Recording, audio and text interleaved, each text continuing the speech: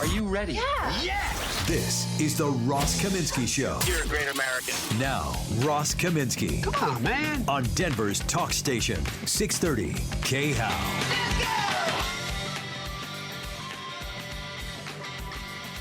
All righty, good morning.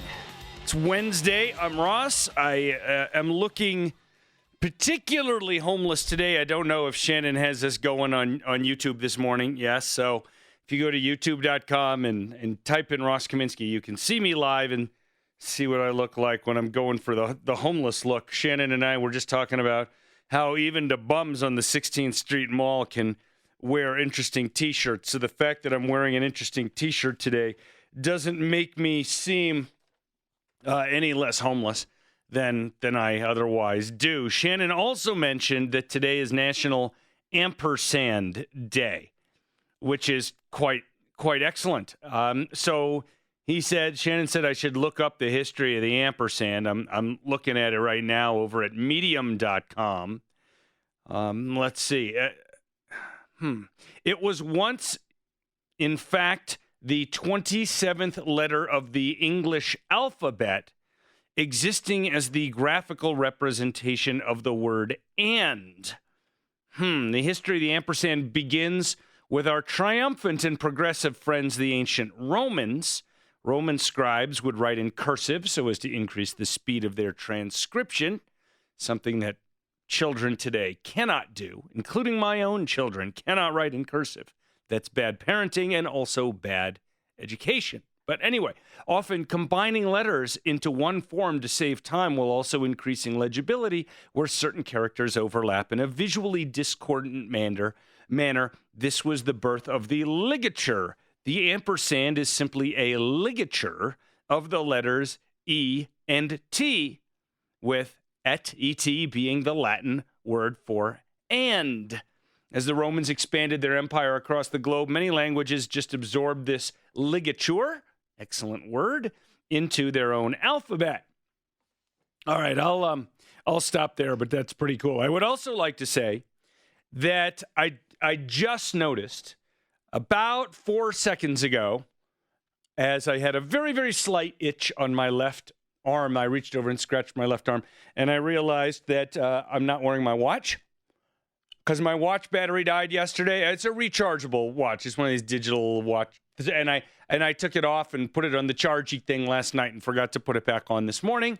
So you know what's funny? I was walking into the iHeart building this morning at dark 30, and I had this weird feeling like I was missing something. And I couldn't, I guess literally and figuratively at this point, couldn't put my finger on it, right? And I'm walking into the building, and I'm carrying my computer bag that I'm always carrying.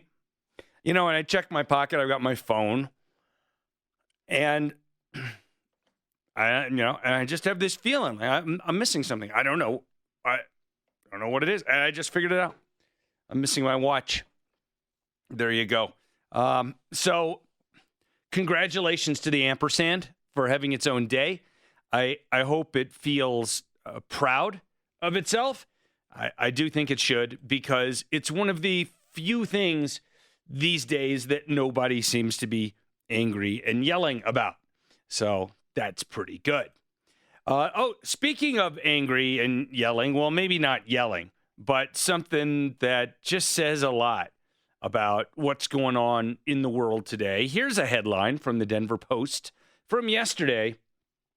Denver will temporarily shut down Civic Center Park, citing health and safety. Now, before I share more of this short article with you, let me just say that when I moved to Denver about 17, 18 years ago, whatever that was, you know, I had this vision in my head from having driven through Denver earlier on in life of this just gorgeous city. You know, I pictured it as a city that had low crime and beautiful parks and nice people and a lovely downtown and just a kind of an idyllic place to live as state capitals go. And little did I realize that within not too many years of moving here, and please don't blame me for having brought this here, but we'd have this just ridiculous homeless problem and Democrats taking over everything and making all our problems worse and raising all our taxes and calling them fees so that they can not abide by the terms of the state constitution. And they don't seem to realize something that I think should be pretty obvious, that when you subsidize something, you get more of it. And that's why not that I'm down with subsidizing things in general, but just conceptually, if you are going to subsidize things, you should subsidize things you want more of, not less of, right? And I'll give you an example. And I won't say I'm in favor of this, okay? But I'll give you an example, right? So we've got the so-called earned income tax credit in the tax code. And theoretically, it's really a welfare payment that I'm against. But theoretically, it's a kind of thing that allows a person to get a little more money if they're working. And again, if I were in favor of subsidies and wealth transfers, that would be a kind of thing that I would probably be at least relatively okay with, because you're subsidizing something that you want to get more of. Whereas you think about the federal $300 a week sit on my ass and take other people's children's future earnings bonus that just expired, what's that doing?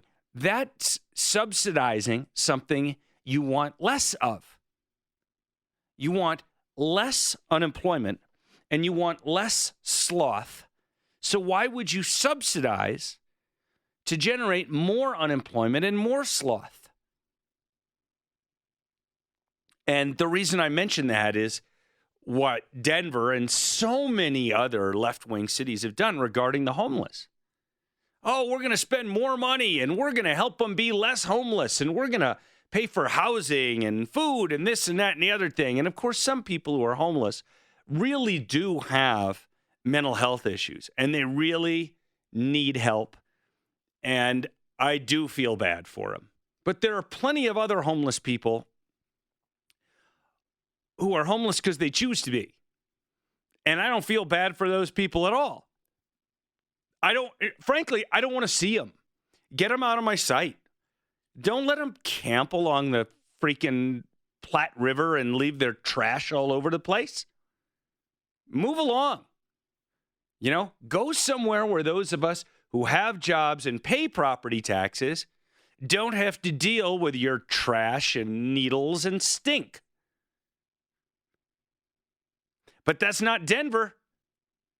Because in Denver, we're going to subsidize. We are going to make homelessness so much nicer.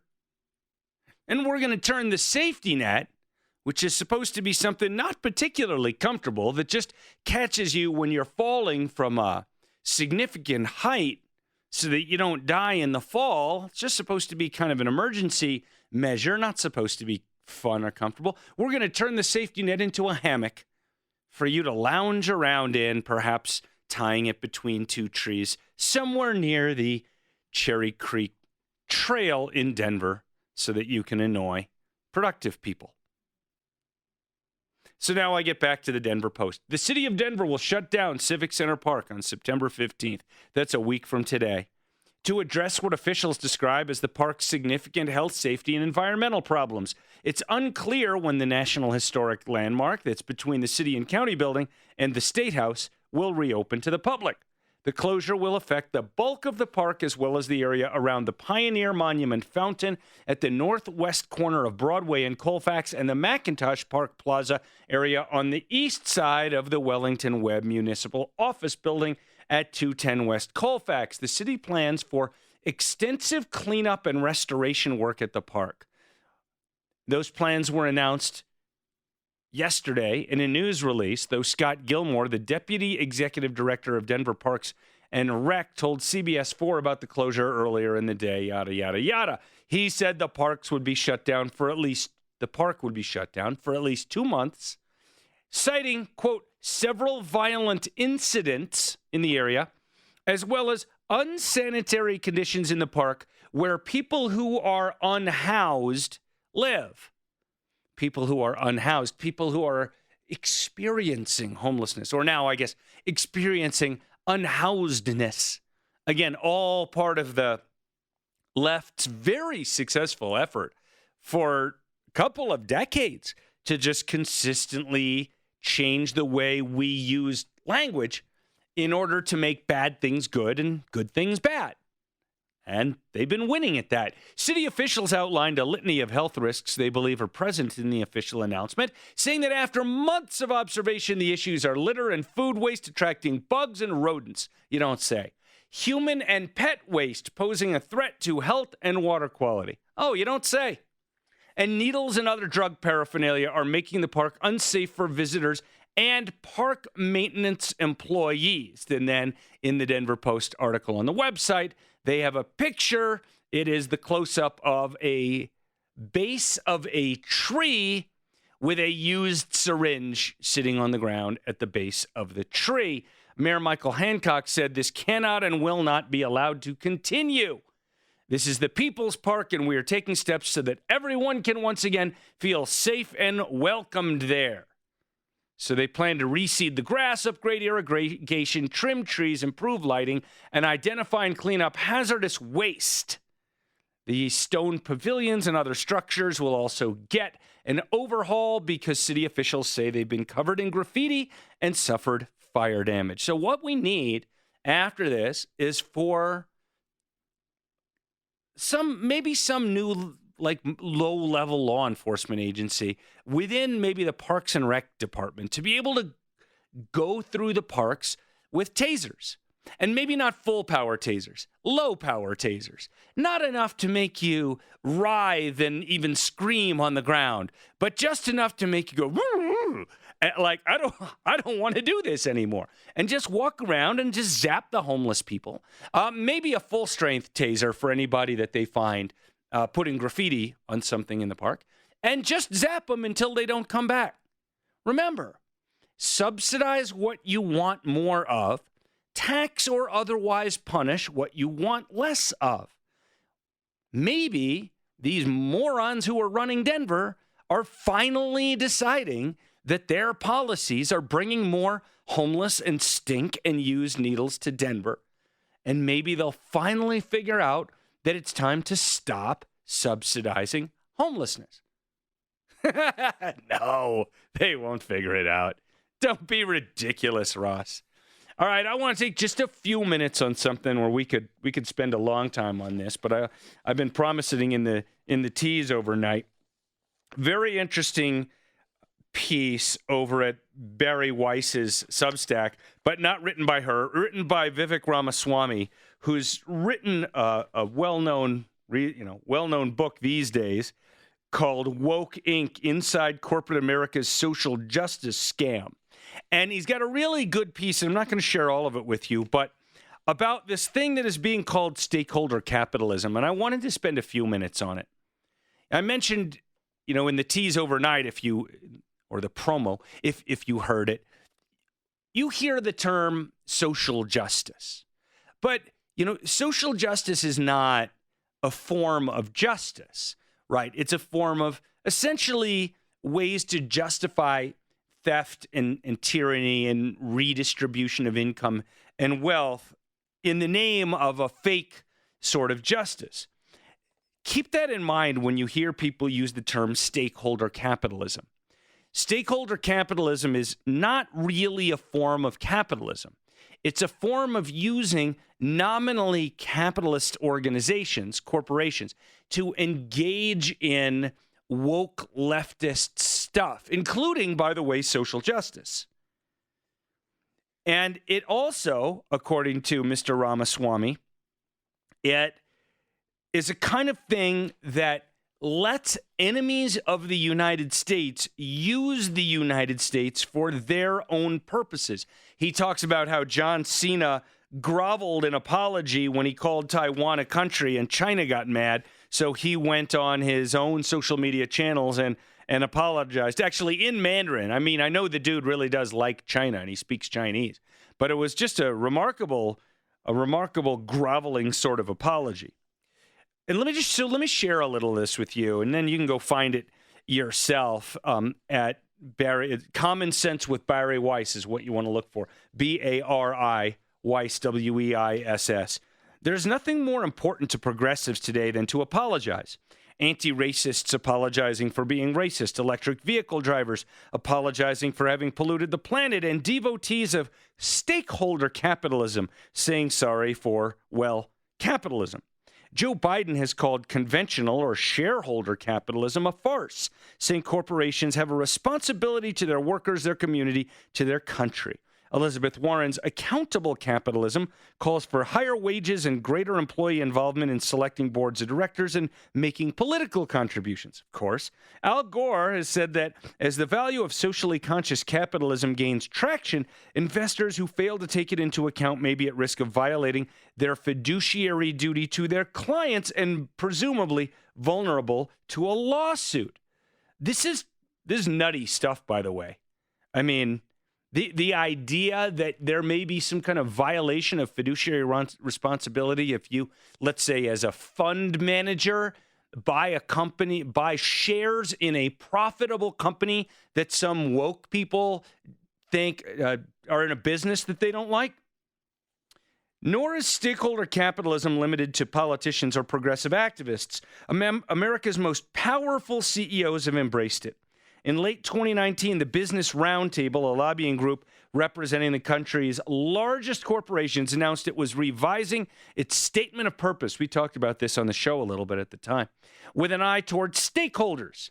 Jamie Dimon, the chairman and CEO of JP Morgan and the chairman of the Business Roundtable, wrote in a follow-up article in Time, quote, "Capitalism has been the most successful economic system in history, but we can improve upon it to help solve society's problems and lift up more people. Here's what stakeholder capitalists miss. Once corporations become vehicles to further an agenda other than shareholder value, they become vehicles to advance any agenda, including those of foreign adversaries." And he goes on, I'm not going to go into detail here, but he goes on to describe how multiple companies, Nike, Visa, BlackRock, and then he tells a longer version of the story about Airbnb essentially doing the bidding of the Chinese Communist Party. And it's really quite interesting. One of the things that they've done was handing more data about Airbnb renters to the Chinese government, likely so that the Chinese government could enhance their own surveillance of minority ethnic groups. And the chief strategy officer of Airbnb told the CEO, told this guy who he was having a conversation with, just talking about Airbnb, quote, "We're not here to promote American values." It's a pretty nutty thing. Now, I'm not saying it's their job to promote American values, but it sure isn't their job to promote Chinese values. Be very wary of stakeholder capitalism.